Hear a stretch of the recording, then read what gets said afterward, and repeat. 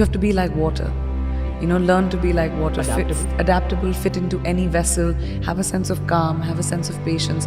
But ambition is extremely important. And I don't just say this to girls, I say this to boys and girls. Just everyone who wants to be able to have a purpose in life, have an ambition, have the guts to find your glory. It's extremely important to have guts, to have conviction, to be able to say that, this is what I want and I want to achieve it. I learned it from the very, very strong people in my family that I looked up to, that showed me that it doesn't matter what your circumstances are, it matters how large your dreams are. And I have really large dreams.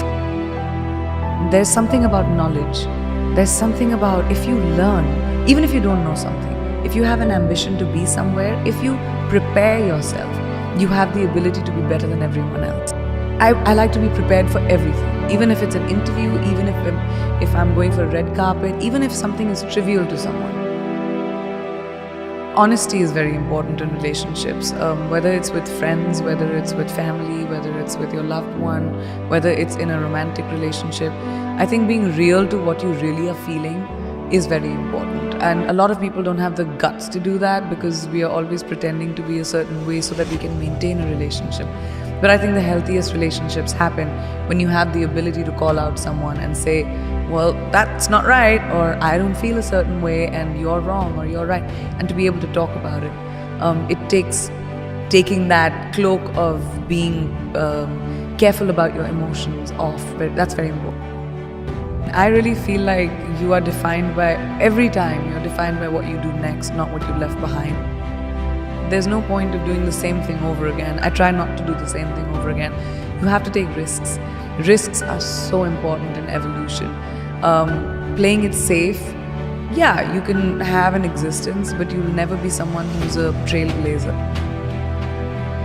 My dad was extremely sensitive, but he was also like my biggest champion. The one thing that I learned from him was the hustle. He always taught me that don't be afraid of the failure.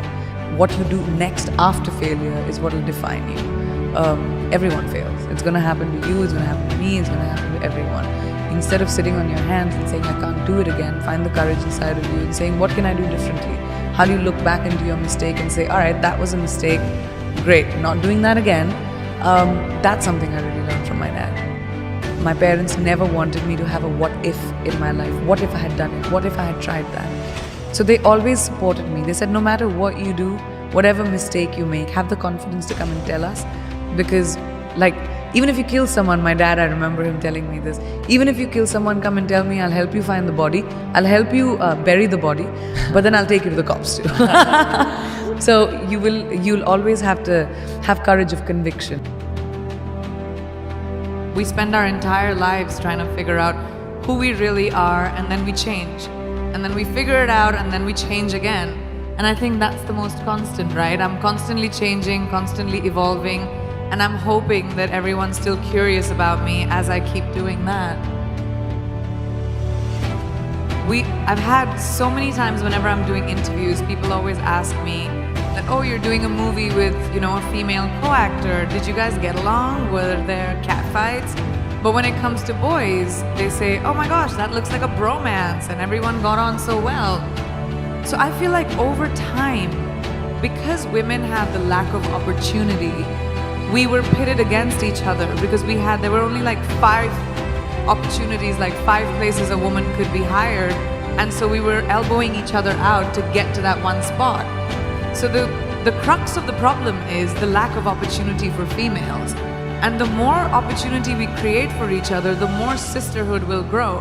We're 50% of the world's population. We need to be represented in every field like that.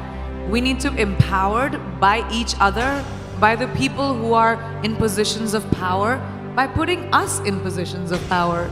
So I realized many, many years ago that the more I champion women in my own small way, maybe I'll be able to create a world around me at least, where, women run the show, because we kind of do it really well. We just aren't given the opportunity enough, Yes! When I was very young, I started working when I was 17 years old. And I remember my mother telling me this really young, that women should be financially independent. It doesn't matter who your father is, it doesn't matter who your husband is going to be, it doesn't matter who your brother is, it doesn't matter who the man in your life is. You need to be responsible for your finances and be financially independent.